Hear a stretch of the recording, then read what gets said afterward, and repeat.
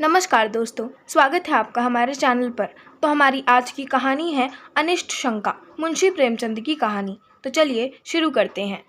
चांदनी रात, समीर के सुखद झोंके, सुरमय उद्यान। कुंवर अमरनाथ अपनी विस्तीर्ण छत पर लेटे हुए मनोरमा से कह रहे थे, तुम घबराओ नहीं, मैं जल्द आऊंगा। मनोरमा ने उनकी ओर कातर नेत्रों से देखकर कहा, मुझे क्यों नहीं लेते चलते। अमरनाथ ने कहा, तुम्हें वहाँ कष्ट होगा, मैं कभी यहाँ रहूंगा कभी वहाँ, सारे दिन मारा मारा फिरूंगा। पहाड़ी देश है, जंगल और बीहड़ के सिवाय बस्ती का कोसों पता नहीं, उन पर भयंकर पशुओं का भय, तुमसे यह तकलीफें ना सही जाएंगी। मनोरमा ने कहा, तुम भी तो इन तकलीफों के आदी नहीं हो। अमरनाथ ने कहा, मैं पुरुष हूँ, आवश्यकता पड़ने पर सभी तकलीफों का सामना कर सकता हूँ। मनोरमा ने कहा गर्व से, मैं भी तो स्त्री हूँ, आवश्यकता पड़ने पर आग में कूद सकती हूँ। स्त्रियों की कोमलता पुरुषों की काव्य कल्पना है, उनमें शारीरिक सामर्थ्य चाहे ना हो, पर उनमें यह धैर्य और साहस है जिस पर काल की दुष्चिंताओं का जरा भी असर नहीं होता। अमरनाथ ने मनोरमा को श्रद्धामय दृष्टि से देखा और बोले, यह मैं मानता हूँ, लेकिन जिस कल्पना को हम चिरकाल से प्रत्यक्ष समझते आए हैं वह एक क्षण में ही नहीं मिट सकती। तुम्हारी तकलीफ मुझसे ना देखी जाएगी, मुझे दुख होगा। देखो इस समय चांदनी में कितनी बहार है। मनोरमा ने कहा, मुझे बहलाओ मत, मैं हठ नहीं करती, लेकिन यहाँ मेरा जीवन अपार हो जाएगा। मेरे हृदय की दशा विचित्र है। तुम्हें अपने सामने न देखकर मेरे मन में तरह तरह की शंकाएं होती हैं कि कहीं चोट ना लग गई हो। शिकार खेलने जाते हो तो डरती हूँ कहीं घोड़े ने शरारत न की हो। मुझे अनिष्ट का भय सदैव सताया करता है। अमरनाथ ने कहा, लेकिन मैं तो विलास का भक्त हूँ, मुझ पर इतना अनुराग करके तुम अपने ऊपर अन्याय करती हो। मनोरमा ने अमरनाथ को दबी हुई दृष्टि से देखा, जो कह रही थी, मैं तुमको तुमसे ज्यादा पहचानती हूँ। बुंदेलखंड में भीषण दुर्भिक्ष था, लोग वृक्षों की छालें छील छील कर खाते थे। क्षुधा पीड़ा ने भक्ष्याभक्ष्य की पहचान मिटा दी थी। पशुओं का तो कहना ही क्या, मानव संतानें कौड़ियों के मोल बिकती थीं।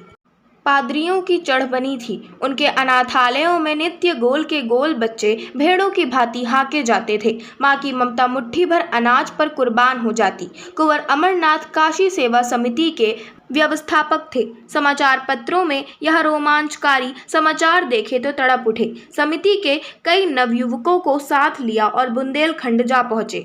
मनोरमा को वचन दिया कि प्रतिदिन पत्र लिखेंगे और यथासंभव जल्द लौट आएंगे। एक सप्ताह तक तो उन्होंने अपना वचन पालन किया, लेकिन शनह शनह पत्रों में विलंब होने लगा।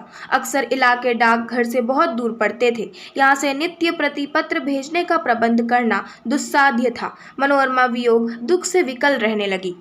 वह अव्यवस्थित दशा में उदास बैठी रहती, कभी नीचे आती, कभी ऊपर जाती, कभी बाग में जा बैठती। जब तक पत्र न आ जाता वह इसी भांति व्यग्र रहती। पत्र मिलते ही सूखे धान में पानी पड़ जाता, लेकिन जब पत्रों के आने में देर होने लगी तो उसका वियोग विकल हृदय अधीर हो गया।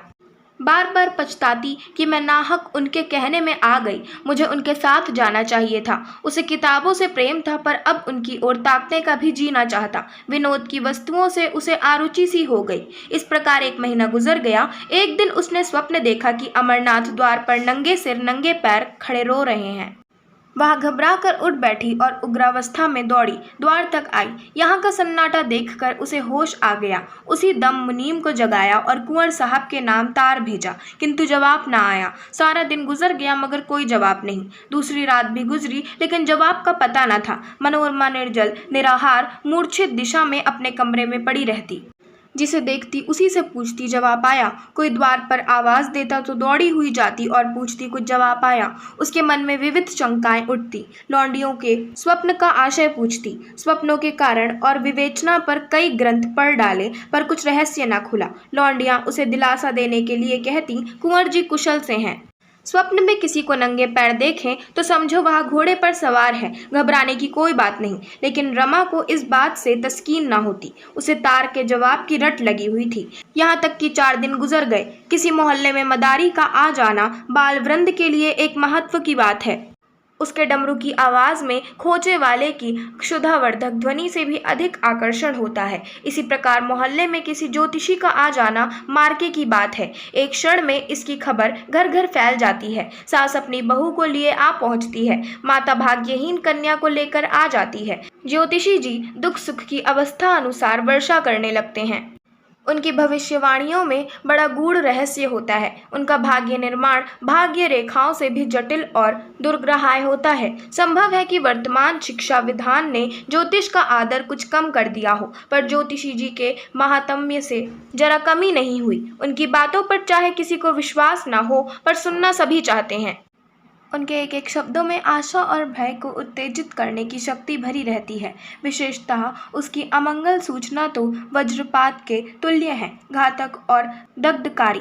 तार भेजे हुए आज 5वां दिन था कि कुंवर साहब के द्वार पर एक ज्योतिषी का आगमन हुआ। तत्काल मोहल्ले की महिलाएं जमा हो गईं। ज्योतिषी जी भाग्य विवेचन करने लगे। किसी को रुलाया, किसी को हंसाया। मनोरमा को खबर मिली, उन्हें तुरंत अंदर बुला भेजा और स्वप्न का आशय पूछा। ज्योतिषी जी ने इधर उधर देखा, पन्ने के पन्ने उल्टे, उंगलियों पर कुछ गिना, पर कुछ निश्चय न कर सके कि क्या उत्तर देना चाहिए। बोले, क्या सरकार ने यह स्वप्न देखा है? मनोरमा बोली, नहीं, मेरी एक सखी ने देखा है। मैं कहती हूँ यह अमंगल सूचक है, वह कहती है मंगलमय है। आप इसकी क्या विवेचना करते हैं? ज्योतिषी जी फिर बंगले झांकने लगे। उन्हें अमरनाथ की यात्रा का हाल न मालूम था और न इतनी मोहलत ही मिली थी कि यहाँ आने के पूर्व वह अवस्था ज्ञान प्राप्त कर लेते जो अनुमान के साथ मिलकर जनता में ज्योतिष के नाम से प्रसिद्ध है। प्रश्न पूछा था, उसका भी कुछ सूत्र सूचक उत्तर न मिला। निराश होकर मनोरमा के समर्थन करने ही में अपना कल्याण देखा। बोले, सरकार जो कहती है वही सत्य है, यह स्वप्न अमंगल सूचक है। मनोरमा खड़ी सितार के तार की भांति थर थर कांपने लगी। ज्योतिषी जी ने उस अमंगल का उद्घाटन करते हुए कहा, उनके पति पर कोई महान संकट आने वाला है, उनका घर नाश हो जाएगा, वह देश विदेश मारे मारे फिरेंगे। मनोरमा ने दीवार का सहारा लेकर कहा, भगवान मेरी रक्षा करो, और मूर्छित होकर जमीन पर गिर पड़ी। ज्योतिषी जी अब चेते, समझ गए कि बड़ा धोखा खाया। आश्वासन देने लगे, आप कुछ चिंता न करें, मैं उस संकट का निवारण कर सकता हूँ। मुझे एक बकरा, कुछ लौंग और कच्चा धागा मंगा दें। जब कुंवर जी के यहाँ से कुशल समाचार आ जाए तो जो दक्षिणा चाहें दे दें। काम कठिन है, पर भगवान की दया से असाध्य नहीं है। सरकार देखें, मुझे बड़े बड़े हकीमों ने सर्टिफिकेट दिए हैं। अभी डिप्टी साहब की कन्या बीमार थी, डॉक्टरों ने जवाब दे दिया था। मैंने यंत्र दिया, बैठे बैठे आंखें खुल गईं। कल की बात है, सेठ चंदूलाल के यहाँ से रोकड़ की एक थैली उठ गई थी। कुछ पता न चलता था। मैंने सगुन विचारा और बात की बात में चोर पकड़ लिया। उनके मुनीम का काम था, थैली ज्यों की त्यों निकल आई। ज्योतिषी जी तो अपनी सिद्धियों की सराहना कर रहे थे और मनोरमा अचेत पड़ी हुई थी। अकस्मात वह उठ बैठी, मुनीम को बुलाकर कहा, यात्रा की तैयारी करो, मैं शाम की गाड़ी से बुंदेलखंड जाऊंगी। मनोरमा ने स्टेशन पर आकर अमरनाथ को तार दिया, मैं आ रही हूँ। उनके अंतिम पत्र से ज्ञात हुआ था कि वह कबरई में है। कबरई का टिकट लिया, लेकिन कई दिनों से जागरण कर रही थी। गाड़ी पर बैठते ही नींद आ गई और नींद आते ही अनिष्ट शंका ने एक भीषण स्वप्न का रूप धारण कर लिया।